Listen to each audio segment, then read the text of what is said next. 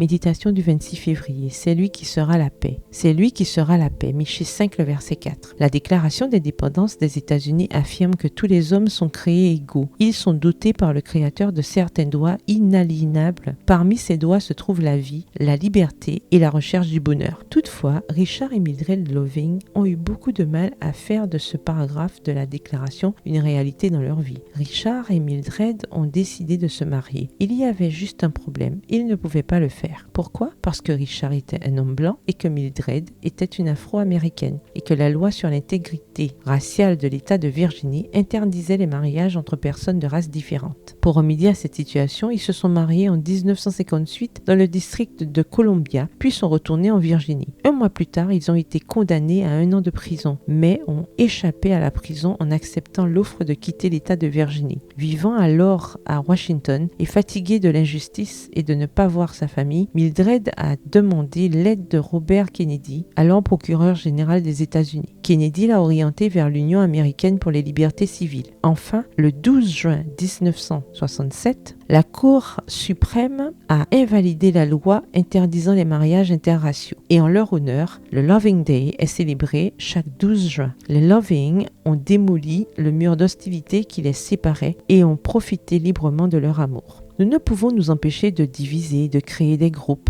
de discerner ceux qui sont différents de nous. Les divisions, quelles qu'elles soient, sont des œuvres de la chair. Galates 5, les versets 19 à 20. C'est-à-dire qu'elles viennent du plus profond de nous-mêmes. Avec nos bouches, nous disons, nous sommes égaux. Mais nos actions expriment le contraire de manière flagrante. L'élan de division qui nous domine ne peut être contré que par une œuvre surnaturelle. Et ce travail a déjà été fait par le Christ. Paul dit, car c'est le Christ lui-même qui nous a apporté la paix. En donnant son corps, il a abattu le mur qui les séparait et en faisait des ennemis. Éphésiens 2, le verset 14 dans la version Bible en français courant. Comme le dit le commentaire biblique adventiste, le Christ n'est pas seulement le pacificateur, mais aussi la paix. Il est le lien de l'union et de la paix. En lui, toutes les divisions de l'humanité doivent cesser. Si nous sommes enclins à nous aliéner des autres, nous avons besoin que les promesses de Michée s'accomplissent dans nos vies. C'est lui qui sera la paix. Michée 5, le verset 4. Bonne journée, que l'Éternel vous bénisse.